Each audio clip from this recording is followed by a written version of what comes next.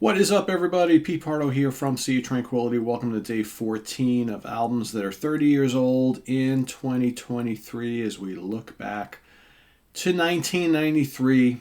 We've all picked out our favorite 31 albums because we got 31 days in March that are celebrating their 30th birthdays or 30th anniversaries, however you like to say it. And welcome from the snowy Hudson Valley.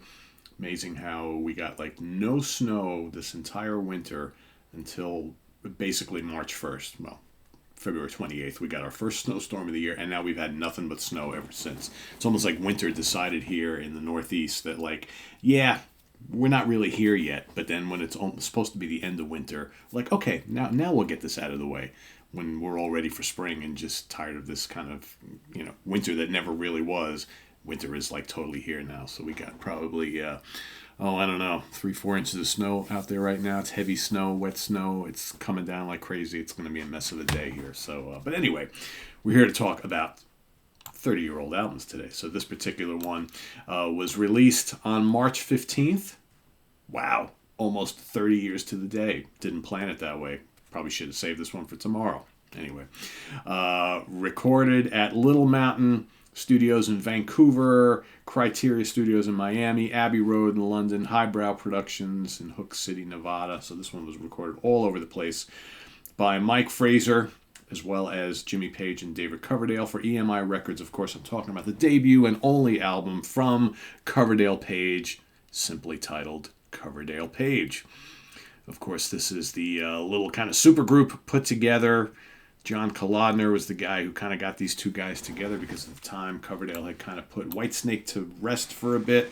He had gone through some vocal issues and said, all right, let's not do that for a while. And Jimmy Page, of course, was not doing much of anything. He had tried to get Zeppelin back together numerous times. That really wasn't happening. So let's put these two guys together.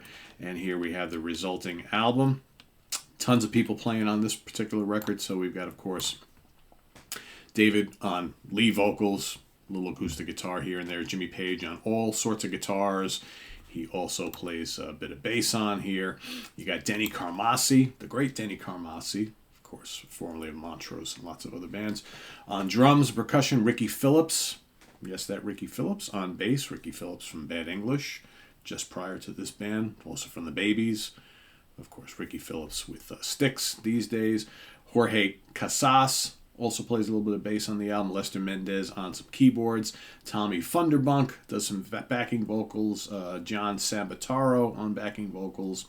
John Harris plays a little acoustic guitar on this. And other assorted people noted to be on this particular album. But so what does it sound like? If you've never heard this album, I'd be surprised if you haven't, which obviously means you missed the UK Connection show we did on this particular album not long ago, where we ranked the songs on this album.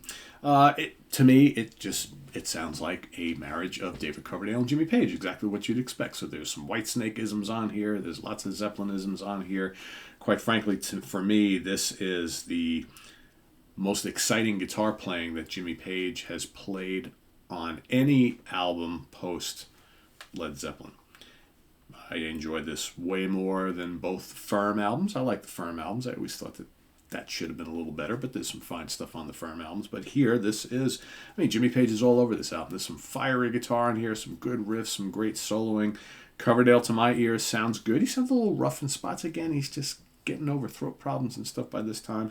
On other songs, he sounds really, really good. And I think this holds up really well. Shake My Tree kicks things off. Got that kind of little, almost like Angus Young thing at the beginning.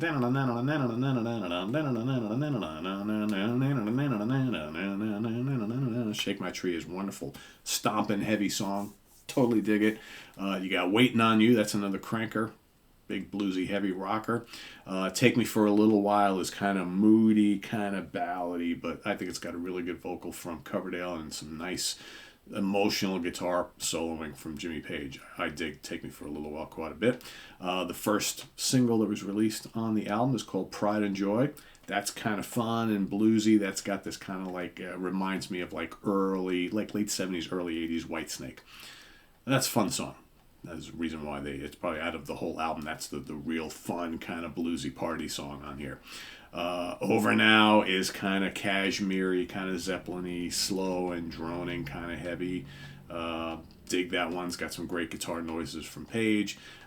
Feeling Hot is another kind of Whitesnake sounding song. Again, Whitesnake maybe going back to like Come and Get It, Slide It In, right? It's kind of raunchy, kind of sexy, kind of snarling, right? Kind of bluesy, kind of heavy. Over Now is Feeling Hot, really good. Easy Does It, nice and slow, take me away. Yeah, Easy Does is pretty good. Take a Look at Yourself. That doesn't really fit on this album to me. That sounds like kind of like one of those obligatory Whitesnake ballads that later in their career they had to put on every album. Doesn't really fit on here. I'm not a big fan of Take a Look at Yourself. Although it's fine for what it is. It's very memorable. It's got a nice chorus. Don't Leave Me This Way. That's the big kind of like epic, again, kind of cashmere-y, kind of progressive, great song. Absolution Blues is exactly what it sounds. It's kind of like blues metal, raunchy blues metal. I dig that a lot. Got some great guitar work from Mr. Page on there. And then Whisper a Prayer for the Dying is also kind of like moody and experimental and kind of proggy and bluesy. Really, really good track. So I dig this album. I think there's plenty of good material on here. I would say probably like 85-90% of this album is top notch for me. And it's a shame that they never really did anything else with this. And they were planning that whole big tour, which never really got off the ground, and they started it and then canceled the whole rest of the tour dates, and that was kind of it. And before you know it, the memory of Coverdale Page kind of fizzled, and it sucks because this album did pretty well for them. It wasn't a barn burner of an album, but sold 1 million copies here in the States. It went platinum here in the States, went silver in the UK, gold in Japan, gold in Canada. It made it to number 5 on the US Billboard charts, number 4 in the UK. Right, it was like a top 30 or whatever, and lots of other different territories. So this, did pretty well on mainstream rock radio. Pride and Joy was number 1. Shake My Tree made it to number 3. Take Me for a Little While made it to number 15. So that's not bad. And a couple of these also charted on the UK singles chart as well. So not a stinker of an album as far as like the sales go. It was pretty successful for them. Maybe not the complete blockbuster that they thought, but hey, in 1993, selling 1 million copies of a record, that's pretty good, right? That's pretty good. And it's just a shame that I think if they would have been able to do the whole tour and whatnot, I think it would have driven sales even more. But I think the consensus at the time was that they announced shows all over the place and tickets just weren't really selling. So again, maybe whether that was a sign of the times. I mean, it's hard to believe that like classic rock fans just weren't really interested in seeing Jimmy Page live, but maybe it's just that a lot of old school Zeppelin fans weren't necessarily Whitesnake fans, so to them it's kind of like a weird mix. I don't know. To me, it made perfect sense. I think it worked out well, and like I said, I think the album holds up well to this day. So let us know what you think of Coverdale Page down in the comments below, as well as your pick. What's up, Tyler? There's Tyler making an appearance, as well as your pick for today, day 14, here on this snowy day in the Northeast in the U.S. So visit us on the web at www.seatranquility.org. We're on Facebook, we're on YouTube, all together, all the damn time. Please subscribe if you haven't already, and click on that notification bell so you get alert of all of our content as it posts. And please do hit the like button before you leave. We also have the links below to our Ko-Fi page for channel donations, as well as our merch page, where you can get all sorts of great Sea of Tranquility stuff. We got all new t-shirt designs and hats and hoodies, all sorts of fun stuff. So if you want to go get yourself some SOT gear to wear out in the wild and help spread the word of Sea of Tranquility, thank you for doing that. And we'll see you. What do we got coming up here this week? Well, we'll see you here tomorrow morning for another one of these, right? Next bit of programming. Like I said, I'm a little bit late to it because it's just been a lot going on the last couple of days. But tomorrow you'll have a couple of new album reviews, most probably the new Enslaved and the new Angel. I think that's probably all I'm going to be able to squeak through tomorrow. I haven't really had a chance to listen to much else of the new things that have come in. You're going to be getting, I know I promised him yesterday or the day before, but, life gets in the way. You'll be getting the next episode of the overlooked live albums, right? Overlooked and underappreciated live albums. So you get an episode with another 10 of those. That hopefully will be coming up today, as well as hopefully the next installment of those bands with those great 6 album runs.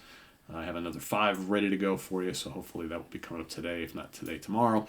And yeah, going to see Toto, and hopefully, weather permitting, in Albany tomorrow. I've never seen Toto before. It's one of my bucket list bands, so you'll probably get a review episode sometime later this week from Eric Porter and myself. Eric's going to the show as well with me. And we got Monsters End coming up on Thursday, where we will be reviewing the new AI-themed horror film Megan. Of course, Friday morning at the Funhouse with Mark Popov is just a few days away, so that's happening as well. And ranking the albums on Sunday. I will be giving you my... I don't think I'm going to rank the whole catalog. I don't know. I might. We'll see. But time permitting, probably not. But I'm probably at least going to give you my top 10 favorite Bruce Springsteen albums on Sunday. So it's ranking the albums of Springsteen. Pretty sure he's got over 20 albums. So it might... I have pretty much all of them. But I think we'll see. We'll see how much... Because it's going to take a lot of... re-listening again and going, because usually when you do these ranking the album shows, you got to revisit the catalog, and so we'll see. But you'll, if nothing else, you'll get my top 10 Springsteen albums. So I know that's been a long time coming. So anyway, that's all the things that are happening this week. So stay tuned for all of it, and I will see you real soon here on the channel. I'm Pete Pardo. See you. Take care. Bye-bye.